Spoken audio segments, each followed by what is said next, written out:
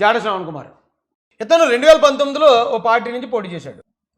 2019లో ఇతనికి ఒక పార్టీ ఉంది. ఆ పార్టీ పేరు ముందడుగు ప్రజా పార్టీ. అప్పుడు జై భీము లేదు, నీలం కండువా లేదు, వెనకాల నీలం జెండా లేదు, అంబేద్కర్ లేడు. ఇతను పార్టీ పెట్టడమే నేను దళితుడిని కాదు, దళితుడు అనే ఫ్లేవర్ కనపడకూడదు, అంబేద్కర్ ఉండకూడదు అని ఆ రోజున ఇవన్నీ చెప్పుకోవడానికి సిగ్గుపడి ముందడుగు ప్రజా పార్టీ అని పెట్టాడు. పెడితే ఎలాగో తెలిసినాయి కదా, 70 ఓట్లు 30 ఓట్లు 20 ఓట్లు వస్తాయిడికి. ఎవరో పట్టించుకోలేదు. కరెక్ట్గా మనం మంచి ఉధృతిగా జగన్ మీద పోరాడేస్తున్నాం జై భీమ్ అనుకుంటుని. అబ్బో ఈ జై భీమ్ ఏదో బాగుంది, నేను కూడా అలాగే ఎస్సీ వాళ్ళే పుట్టాను కాబట్టి ఆ జై భీమ్ మనం ఎత్తుకుంటే బాగుంటుందని జై భీమ్ యాక్సిస్ సమితి ఏదో పెట్టుడు ఒకటి, అదేంటి ఆర్గనైజేషన్. తర్వాత జై భీమ్ భారత్ పార్టీ అన్నాడు దాన్ని. ఆ తర్వాత జై భీమరావు భారత్ పార్టీ అన్నాడు. పార్టీలు మారేవాడిని చూశాను కానీ పార్టీల పేర్లు మార్చేవాడిని నిన్నే చూశాను నేను. పార్టీల పేర్లు మార్చాడు. ముందడుగు ప్రజాబంధు పార్టీ, జై భీమ్ యాక్సిస్, తర్వాత జై భీమ్ భారత్ పార్టీ, ఇప్పుడు జై భీమరావు భారత్ పార్టీ. మరి రేపు ఇంకేమవుతుందో తెలియదు. రమాబాయి జై భీమ్ భారత్ పార్టీ అని పెడతాడేమో. అంటే అంబేద్కర్ని వాళ్ళని చూపించుకోవటం, నేను ఏదో పొడి చేస్తున్నానంటాం. చంద్రబాబు నాయుడు గారిని బ్లాక్మెయిల్ చేసి నేను చెప్తున్నానండి, సూట్గా చెప్పేస్తున్నాను. హర్ష్ కుమార్ గారు, పివి సునీల్ కుమార్ గారు, ఈ జాడగాడు బ్లాక్మెయిల్ చేస్తున్నారు. కులాన్ని జాతిని చూపించి గవర్నమెంట్ని బ్లాక్మెయిల్ చేస్తున్నారు. బ్లాక్మెయిల్ చేస్తే గవర్నమెంట్కి ఎవరి మీద కోపం వస్తుంది? ఈ వెనకాల ఇలాంటి వాళ్ళందరినీ కూడా ఈ కులం కానీ ఇచ్చేస్తుందని ఆ కులం మీదే బ్యాడ్ నేమ్ వస్తుంది. డబ్బులు అడిగాడు, సీట్లు అడిగాడు, ఇవ్వలేదు, వెంటనే పార్టీ జంప్ ఇచ్చేసి ఇప్పుడు రోజు తిట్లే. రోజు పవన్ కళ్యాణ్ గారిని తిట్టడం, ఇంకోటి తిట్టడం, ఉండండి. పవన్ కళ్యాణ్ గారిని తిట్టినందుకు వీడికి ఎవడో కుర్రోడు భలే ఇచ్చాడండి కుర్రోడు. ఒక శుద్ధ వేస్ట్ ముఖ్యమంత్రి, ఉప ముఖ్యమంత్రి నీవు కాదా? మీ క్రిస్టియన్స్కి జరిగితే ఊరుకుంటారా? మీ ముస్లింస్కి జరిగితే ఊరుకుంటారా? మీ మహమ్మదులకు జరిగితే ఊరుకుంటారా అన్న ఉప ముఖ్యమంత్రి ఈ దేశ చరిత్రలో, ఈ దేశంలో ఎవరైనా ఉన్నారా? అరే పేటీఎం కుక్క, అసలు పవన్ కళ్యాణ్ గారు అసెంబ్లీ సాక్షిగా ఏం చెప్పినారో ఒకసారి క్లారిటీగా వినరా. ఇదే ఇష్యూ కనుక, ఇదే సమస్య కనుక ఏ ఒక్క మతానికి జరుగుంటే హిందూ ధర్మానికి కాకుండా, వెంకటేశ్వర వారికి కాకుండా ఎవరికి జరిగినా కానీ ఈ దేశం గగ్గులై ప్రపంచం అంతా గగ్గులు పెట్టేసేవాడు. విన్నావు కదా, కొంచెం బుద్ధి జ్ఞానం నీకు. ఏం మెట్టుకు కొట్టాలి నిన్ను? ఎందుకురా దళిత బిడ్డని చెప్పుకొని హిందూ ముస్లింకి క్రైస్తవులకి మధ్య గొడవ పెడతావు? ఏం జన్మరా నీది? నువ్వు ఆ పార్టీ నుంచి ఎందుకు పోతున్నావు? వైఎస్ఆర్సీపీ పార్టీలోకి నీకేమైనా అవసరమా? నీకంటూ పార్టీ ఏడు తెచ్చింది కదా, ఆ పార్టీ గురించి పట్టించుకోరా. ఈ కుర్రాడు విజయ్ కుమార్ అటండి. తమిళ యాక్టర్ విజయ్ ప్రొఫైల్ పిక్ ఉంది, చూడండి. మీరు కూడా అప్రిషియేట్ చేయండి అలాంటి అబ్బాయిని. ఎంత క్లారిటీతో అడిగాడు. కుర్రాడు పెద్దగా చదువుకుని ఉండడు కానీ ఎంత తెలివిగా ఉన్నాడు, ఎంత తెలివిగా మాట్లాడుతున్నాడు. ఒరే జాడా, ఒరే కుక్క, నీకు పార్టీ ఉంది కదా, ఆ పార్టీ ఆడరా, నువ్వెందురే వేరే పార్టీ కోసం ఆడుతున్నావు అన్నాడండి. రే. అలాగే దాంతోపాటు ఏమన్నాడండి, ఆ పవన్ కళ్యాణ్ గారు ఇదే కనుక వేరే మతాన్ని జరిగితే వేరే ఉన్ను అన్నాడు. కానీ ఎక్కడ పలానా మతాలను నేను ఎత్తలేదు. ఇంకా చెప్పాలంటే అండి, పవన్ కళ్యాణ్ గారు చాలా చోట్ల ఇప్పుడు ఈ లడ్డు కల్తీ విషయంలో క్రిస్టియన్స్కి ముస్లింలకి సంబంధం లేదని చెప్పాడు ఆయన. భోలేబాబా డైరీ అనేది అతను హిందువే, వాళ్ళు ఈ కల్తీ చేసిన వాళ్ళు హిందువులే తప్ప ఇతర మతాలను అనక్కర్లేదు అన్నాడండి. ఆయన చాలా క్వాలిటీగా మాట్లాడతాడు. కానీ ఆయన్ని ఈ జాడగాడు ఓన్లీ తిట్టడమే. అలా తిడుతుంటే ఏమవుతుందండి, ఏమి ఉత్త పుణ్యాన్ని తిడతా ఉంటే. పోనీ ఈ జాడగాడిగా ఒకవేళ వైసీపీ కండు వేసుకుంటూ గొడవలేదు, ఆడు వైసీపీ పార్టీ కాబట్టి తిడుతున్నాడు అంటారు. హర్ష్ కుమార్ గారు వైసీపీ కండు వేసుకుని తిడితే పర్లే, వైసీపీ కాబట్టి తిడుతున్నాడని చూపించాల్సింది వైసీపీ వాళ్ళ మీద చూపించారు. ఈ పివి సునీల్ కుమార్ ఏదైనా సరే వైసీపీ కండు వేసుకుని చెప్తే గొడవలేదు. కానీ వీళ్ళు ఏం చేస్తారండి, కండు వేసుకోరు. ఏమంటే జై భీమ్ అంటారు, లేదా ఎస్సీలు అంటారు. ఎస్సీలు అని వీళ్ళు తిడతా ఉంటే ఆ బ్లేము వైసీపీ మీదకి వెళ్తలేదండి, జాతి మీదకి వచ్చేస్తుంది, మొత్తం మాలస్ మీదకి వచ్చేస్తుంది. అది అలాంటి డబుల్ గేమ్ తప్పు కదా.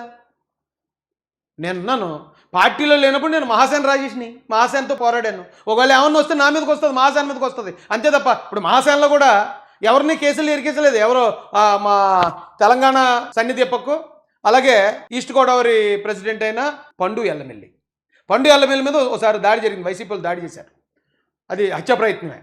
అలాగే సన్నిధి పక్కన అరెస్ట్ చేశారు, అది తప్ప ఎవరు ఇరుక్కోలేదు. నేనే మొత్తం 30 కేసులు. కానీ ఈ రోజున హర్ష్ కుమార్ గారి వల్ల రీజెన్సీ సెరామిక్ దగ్గర నుంచి ఇప్పుడు దాకా ఎంతమంది, ఇంకెంతమంది పోవాలి? మీరు మాత్రం బాగుంటున్నారు, మీ ఇంట్లో పిల్లలు బాగుంటున్నారు, మంచిగా ఉండండి, దేవుడు మిమ్మల్ని ఇంకా దీవించాలని కోరుకున్నాను. కానీ ఎదుటోళ్ళని కూడా అలా కోరుకోండి. ఎందుకంటే వాళ్ళని రెచ్చగొడతారు. ఏమంటే ఇది ఇటు చరిత్ర. ఎక్కడి నుంచి ఎక్కడి దాకా వచ్చేసి ఇప్పుడు ఎక్కడికో పోతున్నాడో ఏదో చేస్తున్నాడు. ఈ దరిద్రుడిని మాత్రం పేటల్లోకి వీధుల్లోకి రానివ్వకండి దయచేసి. ఆకివీళ్ళలో ఉన్న దళితులకి ఒక అన్నగా మీ మంచి కోసం చెప్తున్నాను. దయచేసి ఇదే ఫైనల్ రిక్వెస్ట్. ఇక మళ్ళీ నేను మాట్లాడిన దీని గురించి ఇక మీ ఇష్టం. మీరు నేను చెప్పింది వింటారో వినరో, లేకపోతే బయట నుంచి సోషల్ మీడియాలో కొంతమంది ఎక్కడెక్కడో వాళ్ళ ఇళ్లలో ఓ 90 కొడుతూ ఆ ఏసీ రూమ్లో కూర్చొని వాళ్ళు రెచ్చగొట్టినట్టు రెచ్చిపోతారో ఇక మీ ఇష్టం. ఆకివీళ్ళలో రామాలయానికి సంబంధించి ఒక వీడియో వచ్చింది. ఇప్పుడు ఈ వీడియోలో మీరు చూస్తున్నదే ఆకివీడులో వివాదాస్పదం అవుతున్న రాముల వారి గుడి. మీరు చూడొచ్చు, పూర్తిగా డంపింగ్ యార్డ్ లా కనిపిస్తుంది. ఇది పూర్తిగా ఎందుకు పనిచేయకుండా శిథిలం అయిపోయింది. పురాతన రాముల వారి దేవాలయం ఇది. దీన్ని శుభ్రపరచుకుని నూతన రామాలయం అక్కడ నిర్మించాలన్నది హిందువుల ఆకాంక్ష.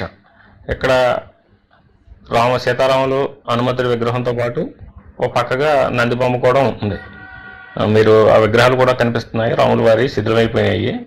దీని స్థానంలో కొత్త గుడిని ఏర్పాటు చేయాలి అనేది అందరిది. సూటిగా మేటకు వచ్చేస్తానండి. అది క్లియర్గా సీతారాముల విగ్రహాలు ఉన్నాయి అక్కడ. ఆ విగ్రహాలన్నీ కూడా ఇంకెలా ఉన్నాయంటే డంపింగ్ యార్డ్ లాగే ఉంది. అక్కడ చెత్త చెదారం ఇంకా చాలా దారుణమైన స్థితిలో ఉంది. అది ఇప్పుడు బయటకు వచ్చింది. ఆ బయటికి రావడానికి కూడా కారణం ఎవరు, రెచ్చగొట్టింది ఎవరు? సాక్షి పేపర్ వాళ్ళు. సాక్షి పేపర్ వాళ్ళు ఎందుకు దాన్ని రెచ్చగొట్టారంటే రఘురామరాజు గారిని ఆయన ఎలాగైనా డిఫెన్స్లోకి నెట్టేయాలి, ఆయన ప్రాంతంలో ఇంకొక రామాలయం ఎలాగ ఉందంటే ఆయన ఇబ్బందులు పడతాడని ఆయన రెచ్చగొట్టారు. రెచ్చగొట్టిన తర్వాత ఆయన వచ్చాడు ఆ ఆలయానికి, చూశాడు, ఎస్ మనం బాగు చేసుకుందాం మన ఆలయం అనుకున్నాడు. వెంటనే వీళ్ళు మన వాళ్ళు రెచ్చగొట్టారు. రెచ్చగొట్టలేదు, లేదు మీ ప్రాంతంలో కట్టేస్తున్నాడు మీరు రెచ్చిపోండి అంటే మన వాళ్ళు రెచ్చిపోతున్నారు. రెచ్చిపోకండి, దయచేసి రెచ్చిపోకండి. ఎందుకంటే కొద్దిమంది ఇంకా చిన్న చిన్న తెలుగుతాట్లు ఉపయోగించి, లేదంటే ఇది రామాలయం కాదండి ఇక్కడ గొంతమ్మ టెంపుల్, ఇది మేము గొంతమ్మ టెంపుల్ కట్టుకుంటామని చెప్పి అప్పట్లో ఒక సీన్ చేశారు. అక్కడ వాస్తవం చెప్పాలంటే అండి, ఆ తొడవడానికి వచ్చినప్పుడు ఎస్సీపేటలోంచి కొద్దిమంది మహిళలు తీసుకొచ్చారు. వాళ్ళు బొట్టు పెట్టుకోవడానికి నిరాకరించారట. ఎందుకంటే బొట్టు పెట్టుకోవడం మా విధానం కాదు, మేము చర్చికి పోతాం, దేవుడు మమ్మల్ని ఇచ్చేస్తాడు, మేము బొట్టు పెట్టుకోలేమంటే బతులాడి పెట్టించారు అన్నట్టు నాకు తెలిసింది. అంటే వాళ్ళు వాళ్ళ మతాచారం, క్రైస్తవ మతాచారం ఎంత నిష్ఠగా పాటిస్తున్నారు వాళ్ళు. ఆ పాటించే మహిళల్ని మీరు తీసుకొచ్చి కేవలం ఈ గుడి దీనికోసమో, లేకపోతే రఘురామరాజు గారి మీద ఉన్న ఆ వ్యతిరేకతతోటో, లేకపోతే ఆయనతో ఉన్న పంతానికి ఎవరో చెప్పారని మరి ఆ గుడిని శుభ్రం చేయడం, ఆ గుడిని రేపు పొద్దు నుంచి మరి పూజలు చేస్తే మరి మీ బైబిల్లో లేదా మీరు నమ్మిన దేవుడు దానికి ఒప్పుకుంటారా? బొట్టు పెట్టుకోవడానికి ఒప్పుకునే వాళ్ళని అడుగుతున్నాను నేను. ఇది మనకి ఎందుకు ఈ గొడవ? ఈ రోజున ఆ ఆలయం పరిస్థితి అలాగ ఉంది. రాష్ట్ర వ్యాప్తంగా బాధపడుతున్నారు. బాధపడి వాళ్ళు దాన్ని శుభ్రం చేసుకుంటారా, లేకపోతే అక్కడ గుంతెమ్మ గుడి కడతారా, లేదా రామాలయం కడతారా, ఏదో ఒకటి వాళ్ళు చేసుకుంటారు. వీలైతే సహకరించండి ఎస్సీపేట పెద్దపేట నుంచి. లేదా మీకు నచ్చలేదా దయచేసి దూరంగా ఉండండి. ఇప్పుడు జనరల్గా కొంతమంది ఏమంటున్నారు, రాజేష్ ఇలా మాట్లాడుతున్నాడు, రఘురామరాజు గారికి అనుకూలంగా మాట్లాడుతున్నాడు అంటారు. రఘురామరాజు గారి గతంలో ఏలూరు పాడులో చేసిన ఘటనకు తీవ్రంగా వ్యతిరేకించిన నేను. ఆ వీడియోలు కూడా ఉంటాయి, మీకు కావాలంటే చూడండి. అక్కడ తీవ్రంగా వ్యతిరేకించిన ఇక్కడ వద్దు, మీరు ఆ టెంపుల్ జోలికి వెళ్ళొద్దని ఎందుకు చెప్తున్నాను అర్థం చేసుకోవాలి కదా. నేను చెప్పింది ముందే వినుంటే ఈవేళ 57 మంది మీద అటెంప్ట్ మర్డర్ కేసు పడకపోను కదా. బాధపడేది మీరే, వేదన అనుభవించేది మీరే. దూరం నుంచి రెచ్చగొట్టే ఏ ఒక్కడో కూడా మీ ముందుకు రాడు. ఇంకొక ఎగ్జాంపుల్ చెప్తాను. నేను కూడా జగన్ గారి హయాంలో పోరాడిన ఉండే, దళిత సమస్యల మీద పోరాడాను. కానీ పోరాడిన ప్రతి చోట నేను కేసులకు గురయ్యాను తప్ప ఎవరిని కేసులు ఇరికించలేదు. ఎందుకంటే నేను అక్కడ ఉండి పోరాడాను.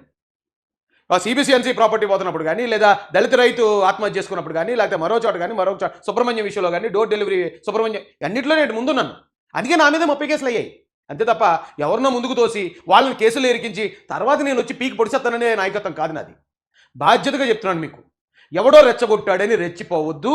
ఆ టెంపుల్కి మీకు సంబంధం లేదు. ఒకవేళ సంబంధం ఉంటే ఇప్పటిదాకా దాన్ని క్లీన్ చేయకుండా ఉండరు, ఇప్పటిదాకా అక్కడ పూజలు చేయకుండా ఉండరు. అది ఏదో విధంగా బాగు చేసి ఉండరు కదా. అంత దీనావస్థకు వచ్చిన దాకా మీరు వదిలేశారంటే అది మీది కాదు కదా. మంది కాని దానికోసం ఎందుకు మీరు ఇలాగ ఇదైపోయి వాళ్ళ మాటలు వీళ్ళ మాటలు నమ్మేసి ఎందుకు కేసులు ఇరుక్కుంటున్నారు? ఎందుకు జైలుకు పోతున్నారు? ఎందుకు మొత్తం రాష్ట్ర వ్యాప్తంగానే కాదు దేశవ్యాప్తంగా ఉన్న హిందూ సోదరులు అందరి దగ్గర, తెలుగు వచ్చిన ప్రతి ఒక్క హిందూ సోదరుడి దగ్గర ఎందుకు ఇలాంటి తప్పుడు పనులు చేస్తున్నారు? ఇలాని ఎందుకు మీరు చెడ్డ పేరు తెచ్చుకుంటున్నారు? తెచ్చుకోకండి, మీరు దూరంగా ఉండండి, వాళ్ళు బాగు చేసుకుంటారు. ఇక్కడ మత సామరస్యం ఉంది, అన్ని మతాల సమానం కదా రాజ్యాంగం ప్రకారం. మీరు కూడా సహకరించండి. సహకరించకపోతే మీ పని మీరు చేసుకోండి. నేనున్నాను, ప్రతి పోరాటంలో నేనున్నాను. గతంలో నేనే కేసులు గురయ్యాను, నేనే అనుభవించాను తప్పించి ఎవరిని ఇరికించలేదు. కానీ మీరు ఇప్పుడు రెచ్చగొట్టే వాళ్ళు ఎవరినైనా మీరు తీసుకోండి. ఒక హర్ష్ కుమార్ గారు, ఆయన హ్యాపీగా రాజమండ్రిలో ఏసీ రూమ్లో కూర్చున్నాడు. ఇప్పుడు నిన్న నిజంగా ఆయన మీ మీద బాధ ఉంటే ఆయన డైరెక్ట్గా జైలుకి వచ్చి మిమ్మల్ని పరామర్శించాలి. కానీ ఏం చేశాడు? నేను వెళ్తాను, నేను పిలిపిస్తానని చెప్పి ఇంటి దగ్గర చెప్తే పోలీసు వాళ్ళు వచ్చి పొద్దున్న లేచి అరెస్ట్ చేస్తారని తెలుసు అతనికి. పొద్దున్న వచ్చి ఆయన అవసరం చేస్తారని ఆయనకి తెలిసే ఆ స్టేట్మెంట్ ఇచ్చాడు. పోలీసులు వచ్చారు, హ్యాపీగా ఇంట్లో కూర్చుని కాస్ట్లీ పెగ్గేసుకుని హ్యాపీగా వీడియో పెడతాడు. బాధపడేది ఎవరు? పోయేది ఎవరు? ఎందుకు తప్పు చేస్తున్నారు? అది తప్పది. తప్పుని తప్పని చెప్పాలి నాయకుడు. అంతే తప్ప తప్పు చేసినా సరే వెనకాల ఇది తీసుకొద్దామంటే నాయకులు బాగానే ఉంటారు, మీరు పోతారు. వింటారో వినరో మీ ఇష్టమేగా. నేనేమి బలవంతం పెట్టట్లే. నేను చెప్పింది నిజం అనిపిస్తే వినండి, బాగుపడతారు. నేను చెప్పిన దాన్ని నమ్మకుండా లేదు రాయి తెలుగుదేశంలో ఉన్నాడు, తెలుగుదేశం పార్టీకి ఏం సంబంధం ఇందులో? పార్టీ నన్ను ఎందుకు మాట్లాడమంటది? ఇంకా చెప్పాలంటే ఎవరైతే శ్రీరాముడి విగ్రహాన్ని లేకపోతే శ్రీరాముల ఆలయాన్ని చేశారో అక్కడ పోలీసులు యాక్షన్ తీసుకుంటే హిందూ సోదరులందరూ గవర్నమెంట్ తప్పు చేసిన వాళ్ళు ఇమీడియట్గా తీసుకున్నారని గవర్నమెంట్కి మంచి పేరే. ఇప్పుడు గవర్నమెంట్కి ఏమీ లాస్ లేదు. తప్పు చేసిన వాళ్ళు ఎవరన్నా అరెస్ట్ చేయమని చెప్తారు ఎవరు చెప్పినా. కాబట్టి నేను పార్టీ గురించి మాట్లాడుతున్నాను, రఘురామరాజు గారి గురించి మాట్లాడుతున్నాను అనుకుంటే మీ కర్మ. మీరు రఘురామరాజు గారితో పెట్టుకుంటారో పెట్టుకోండి పర్సనల్గా. ఆయన మీరు చూసుకోండి. శ్రీరాముడి జోలికి రామాలయం జోలికి వెళ్ళొద్దు గట్టిగా చెప్తున్నాను. ఆగుతారని ఆగరనుకో మీ ఇష్టం, నేనేం కాదన్నా.